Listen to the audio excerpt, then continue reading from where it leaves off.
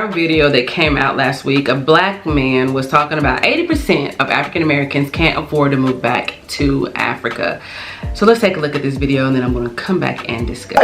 80% of African Americans, stop pretending, cannot afford to come to Africa. Wow, really? I'm saying they cannot afford. They may want it in their heart, but America has them shoes, have them bootstrapped, tied, because guess what? They have to pay mortgage every month. They have to pay their car note every month. They have to pay their insurance every month. They can't even watch DSTV unless they pay every month.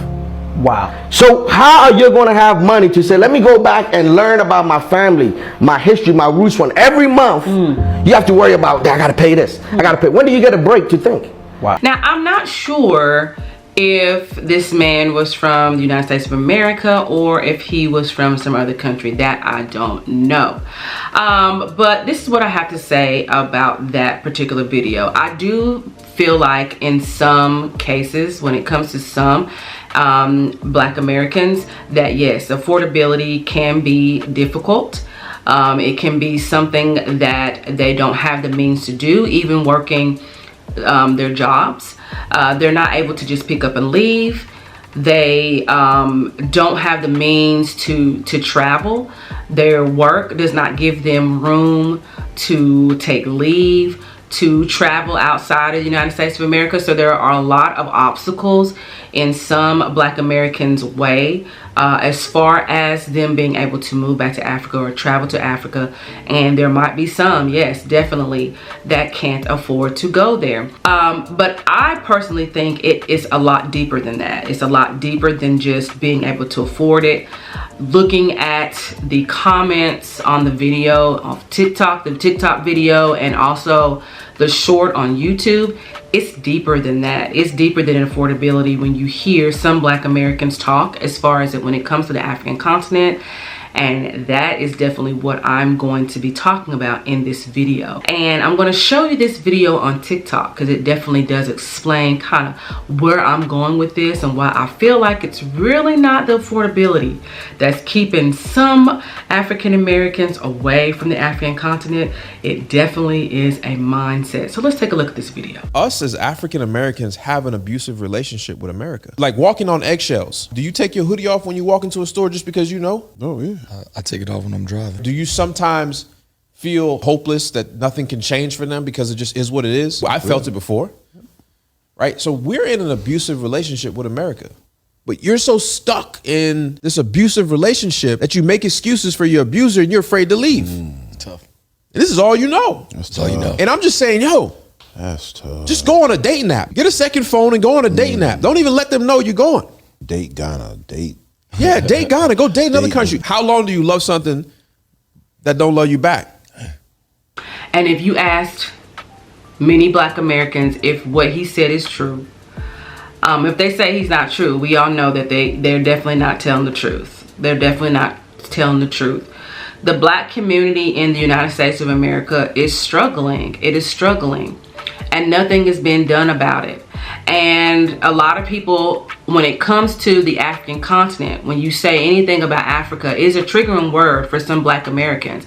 And the one thing they would start doing, they start going hard for America. Oh, that's my home. That's my land. My ancestors built this from the ground up. I'm not leaving my home. And I mean, they start to go hard. And it's just like, so you're going hard and fighting for a country who has made it clear more than one time that they're not fighting for you, that they're not out for your best interest. The policies that they put in place, the promises that they continue to say they're going to put in place but never following through, is enough to let you know what America thinks about black people. And so exactly what he said is exactly right. It is like in an abusive relationship. You know how things are. A 16-year-old boy just got shot in the head yesterday. He's the same age as my son. Shot in the head for going to the wrong house. There's mass shootings happening in the United States literally every other week. I don't even want to turn on the news anymore. That's how awful it is. Let's not even talk about school shootings. Let's not get on to the police brutality and violence against black people, where walking out your door, having a barbecue at your house, sleeping in your home, nowhere is safe for black people. We know that. We know that. And it's just like we want to turn the blind eye when someone says, but there's another choice. There's other choices out there. It's funny that there are some black Americans who they hear what they want to hear, but they don't hear what they need to hear. They don't hear what they need to hear. And so they will go to bat for America that they continue to spell with 3 Ks. And if it was the home that they are fighting for and the home that they say that it is, then why are you changing the spelling? That should say something right there, that something's wrong with that relationship. It ain't a good one.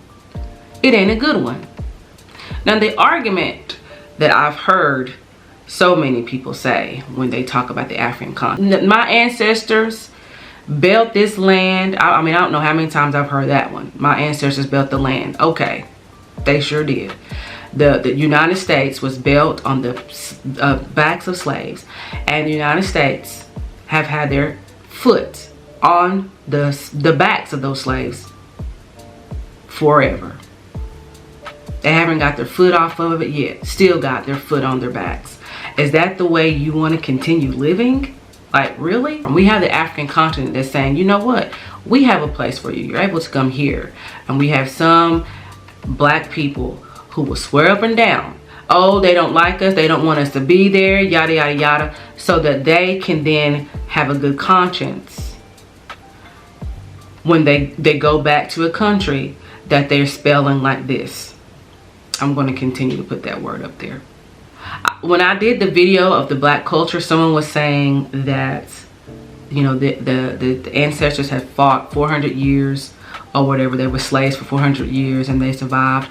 And, you know, my comment, my response to that is, aren't black Americans tired of surviving in the United States of America? We've been surviving since the enslaved Africans got off of the boat. Are y'all tired of surviving, or do you want to start living? If you're wanting to start living, the United States it's not it. You're not going to be able to really live in the United States of America. It's just not going to happen. Maybe one day it will happen, but right now with all the stuff that's going on, you can't just live in the United States of America. You're surviving. And that's the reason why there are some black people, particularly in the African diaspora, that are saying, get your stuff and go to the African continent. Pick you a country there and go and live. And go and stay and actually live and actually enjoy life and not have to worry about anything. Living overseas, I don't have to worry about my safety. I don't have to worry about my son's safety.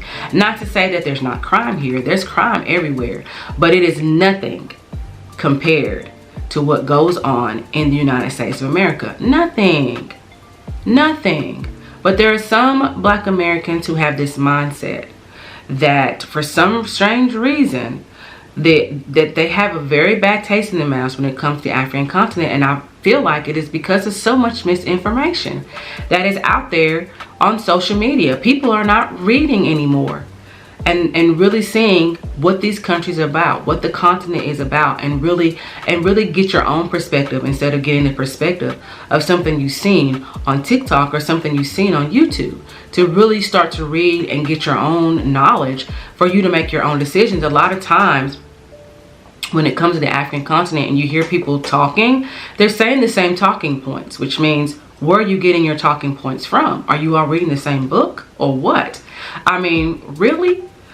I just think it's high time that, you know, that black Americans realize that the United States of America, when it comes to us, it's not changing. It's not getting better. It seems like we're digressing. And when you have a different perspective, you'll understand why there are so many black Americans that are getting up and leaving and they're going to somewhere else. The whole point is that the video about the abusive relationship and how African Americans have this relationship with the United States of America that definitely is going to keep them from ever traveling to an African continent, moving to an African continent. They're trying their best to erase the African continent from their lineage, from their history. They don't want to have anything to do with it. You know, they like to be in a place where they're getting mistreated because it's comfortable for them. It is what they have, you know, it's the only thing they know. And so they don't want to change their perspective. They don't want to look at it a different way, because then they have to, of course, face the fact of how horrible it really is. And that's just a reality that some Black Americans are just not going to ever want to admit. And so it's best to just keep talking down on the African continent, because that at least makes you feel like you're superior to somebody. All right, y'all, that is my opinion on it. I am Michelle Mazelleغ. Make sure you like and subscribe, and I will see you on the next video. Bye.